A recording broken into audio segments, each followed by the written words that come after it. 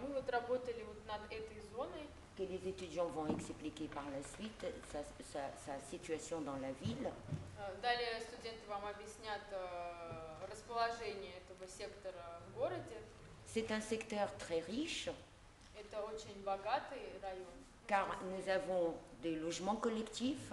Богатый в том смысле, что он очень разный, он очень интересный. Des mahallas avec des maisons individuelles. Там есть махалля с частными домами, там есть застройки тоже жилых домов, современные.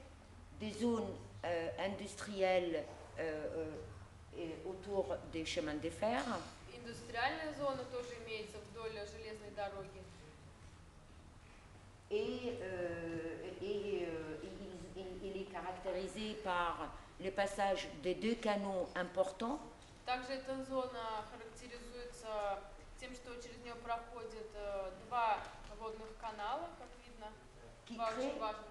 Qui créent des situations particulières dans l'ensemble de l'agglomération. И, в принципе, это создает такую специфическую особенную ситуацию для вот этой местности и для агломерации. Et donc, l'un qui est la plus importante Основной канал a une situation très critique. Имеет очень такую проблематическую ситуацию. Car malgré sa situation, on ne l'aperçoit absolument pas et il est pratiquement entièrement entouré par des entrepôts et des zones industrielles. И даже несмотря на такое свое центральное расположение. Simplement, c'est que c'est un travail qui est en cours, c'est très important. Я хотела бы сказать, что эта работа не заканчивается, что это работа, которая продолжается. Tout ce travail que les étudiants ont fait pour comprendre un secteur qu'ils ont étudié est destiné à agir, à proposer des actions, car c'est notre métier d'architecte. Всю ту работу, которую мы сейчас проделали до настоящего момента, это была работа аналитическая, работа, где мы изучали этот район в основном. Теперь это послужит отправным пунктом для того, чтобы уже сделать какие-то предложения, потому что наша профессия архитектора состоит в том, чтобы делать предложения. То есть сейчас начинается вторая фаза. Et dans ce travail, les étudiants individuellement ont tous défini une problématique, une question sur laquelle ils vont travailler sur un endroit précis. И вот в ходе этой мастерской каждый из студентов и в дальнейшем на уровне всего микрорайона это позволило нам понять, какая часть и где это что-то работает, а где нужны какие-то изменения. После того, как мы провели градостроительную диагностику, мы решили посмотреть уже жилой фонд. Вот представлен диагноз.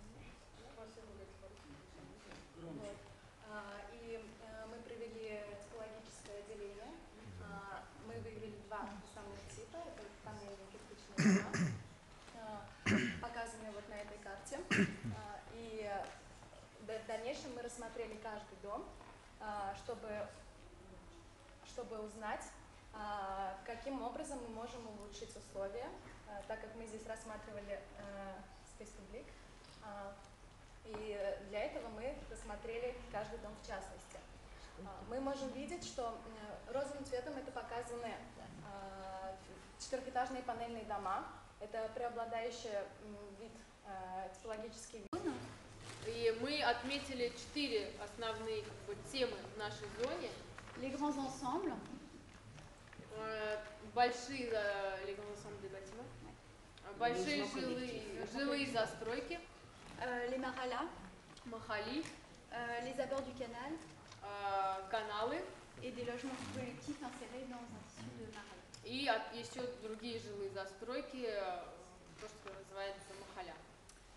Что здесь нету подхода к каналам и нету на протяжении всего нашего участка ни одного моста, так что перейти из этой зоны в эту или из этой в эту можно только по вот этой дороге, там, где построен большой мост.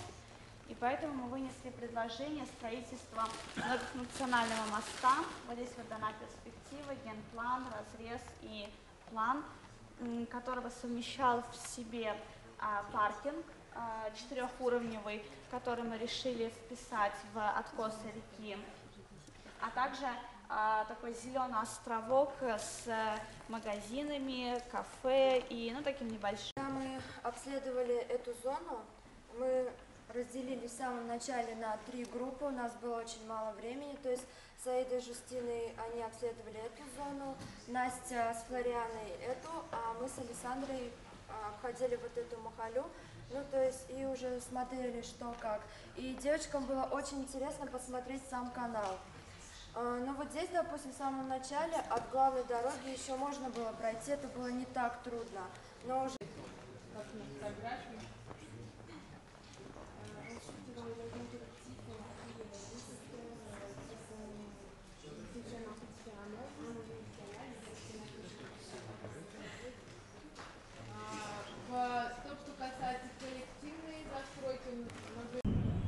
Alors on est maintenant à la fin de cette première partie. Comment est-ce que tu juges le travail des étudiants? Moi je trouve qu'ils ont, malgré que les terrains étaient un peu difficiles, parce que c'était aussi assez grand et en plus ils ne connaissaient pas, c'est la première fois qu'ils viennent ici à Tashkent, ils ont saisi les problématiques propres à chaque secteur et en fait le travail des terrains permet à ça.